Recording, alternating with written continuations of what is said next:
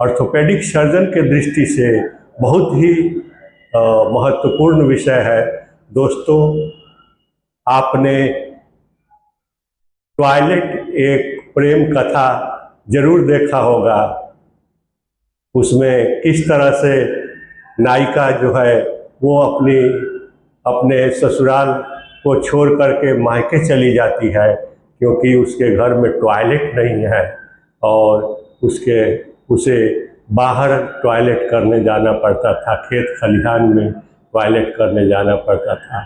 अगर मैं as orthopaedic surgeon उस फिल्म को बनाता तो मैं बनाता कि एलिवेटेड टॉयलेट एक प्रेम कथा, यानी कि बुजुर्गों के लिए कितना आवश्यक है एक अमेरिकन या इंग्लिश टाइप का टॉयलेट, जिसे कमोड बोलते हैं। बुजुर्गों में गठिया का शिकायत होने के कारण इंडियन टाइप ऑफ टॉयलेट में बैठने में काफ़ी दिक्कत होती है, काफ़ी दर्द होता है और कभी कभी तो फिक्स फ्लेक्शन डिफॉर्मिटी हो जाने के बाद वो बैठ नहीं पाते हैं।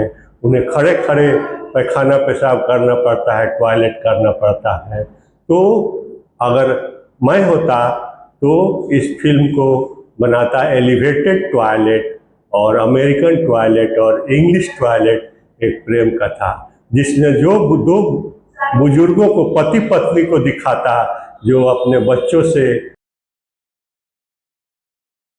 प्यार करते हैं, लेकिन उन्हें काफ़ी कठिनाई होती है इंडियन टाइप ऑफ टॉयलेट में बैठने से। दोनों घुटनों में गठिया का शिकायत है और उसके बाद भी वो किसी तरह से समय काट लेते हैं, लेकिन कुछ दिन बाद ऑस्टियोपोरोसिस होने के कारण हल्का गिरने से ही एक बुजुर्ग का पैर टूट जाता है, जिसे नेक ऑफ फीमर हम लोग ऑर्थोपेडिक भाषा में बोलते हैं। नेक ऑफ फीमर फ्रैक्चर दोस्तों ऑस्टियोपोरोसिस में होता है। दोनों कंडीशन में एक तो गठिया के कारण घुटना में उसे टॉयलेट में बैठने में दिक्कत होता था और दूसरा उसका पार्शियल रिप्लेसमेंट ऑफ हिप हो गया और डॉक्टर के सलाह से नीचे नहीं बैठ सकता था, अतः खड़े खड़े उनको पेशाब पैखाना करना पड़ता था, या तो खेत में जा करके या फिर अपने इंडियन टाइप ऑफ टॉयलेट में। तो ये दिक्कतें आती हैं दोस्तों बुजुर्गों में। तो वो क्या करते हैं कि फिल्म का जो क्लाइमेक्स है वो शुरू होता है, एक ट्विस्ट शुरू होता है कि वो इतना परेशान हो जाते हैं बच्चों को बोलते बोलते कि एक अमेरिकन टाइप टॉयलेट लगा दो, हम बूढ़े बूढ़ी आराम से टॉयलेट कर सकें, दर्द रहित जीवन बिता सके। लेकिन उनके लड़के जो हैं वो मध्यम वर्गीय परिवार के हैं, किसी तरह से खर्चा चलता है और उसे वो नहीं लगा पाते हैं।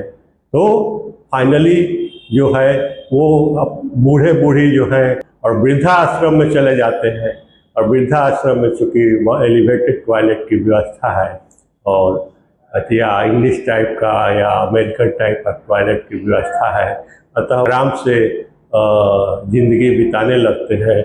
लेकिन बच्चों की याद उन्हें आती है, पोते पोतियों की याद आती है और उन्हें दिक्कत होने लगता है। तो इस तरह से दोस्तों किसी तरह से पैसा इंतजाम करके और बच्चों ने भी कुछ कंट्रीब्यूट किया अपने पॉकेट मनी से दे करके, और बन जाता है अमेरिकन टाइप ऑफ टॉयलेट बुजुर्गों के घर में ही। और बच्चे जो किस तरह से एक बुजुर्ग जो है अपने घुटने के परेशानियों से या फिर पार्शियल हिप रिप्लेसमेंट होने के कारण उन अमेरिकन टॉयलेट नहीं रहने के कारण वे वृद्धाश्रम में चले जाते हैं जहां अमेरिकन टॉयलेट की व्यवस्था है, और फिर लौट आते हैं जब अमेरिकन टॉयलेट की व्यवस्था हो जाती है, किसी तरह से बच्चे कर देते हैं। तो दोस्तों ये कहानी मैंने सुनाया वो काल्पनिक है। अगर मैं रहता डायरेक्टर तो ये इस कहानी पर फिल्म बनाता, कि कितना उपयोगी है। आज हम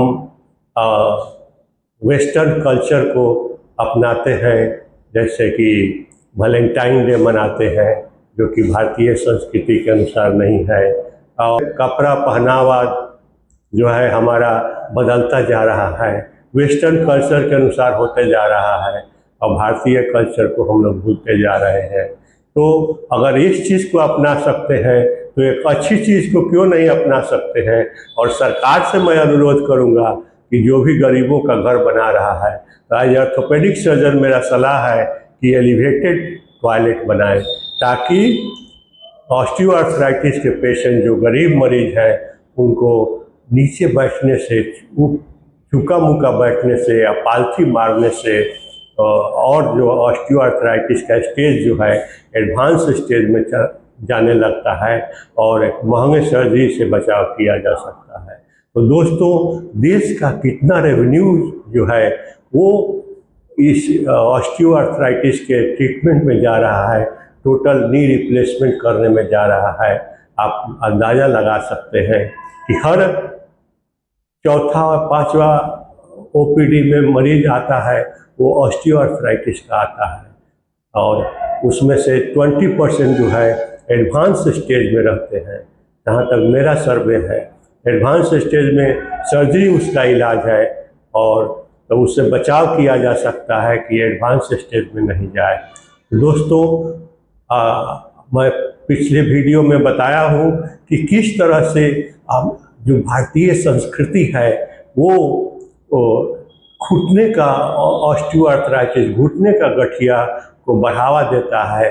जैसे कि जो भी कार्य होता है हमारे भारतीय संस्कृति के अनुसार, चाहे खाना खाना हो तो पालथी मार के बैठते हैं या चुका मुका बैठते हैं, या चाहे पूजा पाठ करना हो तो पालथी मार कर बैठते हैं या चुका मुका बैठते हैं, चाहे पैखाना करना हो तो चुका मुका बैठते हैं, चाहे खेती गृहस्थी खेत खलिहान में काम करना हो तभी चुका मुका बैठते हैं, चाहे खाना बनाना हो औरतों को तो भी चुका मुका बैठते हैं।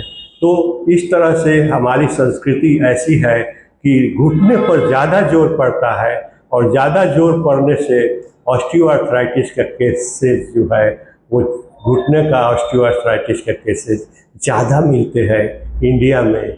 लड़का फिर वृद्धाश्रम जाता है और खुशी खुशी उनको लेकर के आता है। और वेस्टर्न कंट्रीज में दोस्तों ऑस्टियोआर्थराइटिस ऑफ हिप जॉइंट ज़्यादा मिलता है। दोनों में दोस्तों अंतर यह है कि ऑस्टियोआर्थराइटिस ऑफ नी जॉइंट जो है उसको टोटल नी रिप्लेसमेंट करने के बाद भी काफ़ी दिन फिजियोथेरेपी कराना पड़ता है, और उसके बाद भी उस चेयर सिटिंग और अमेरिकन टाइप का मोड यूज करना पड़ता है। और हर पांचवा मरीज अनसेटिस्फाइड रहता है टोटल नी रिप्लेसमेंट के सर्जरी से result wise. So result wise भी ऑस्टियोआर्थराइटिस ऑफ नी जॉइंट का टोटल नी रिप्लेसमेंट करने पर उतना अच्छा नहीं है जितना टोटल हिप रिप्लेसमेंट पर। तो इससे बचाव ही ज़्यादा ज़रूरी है दोस्तों, कि किस तरह से बचाव किया जाए।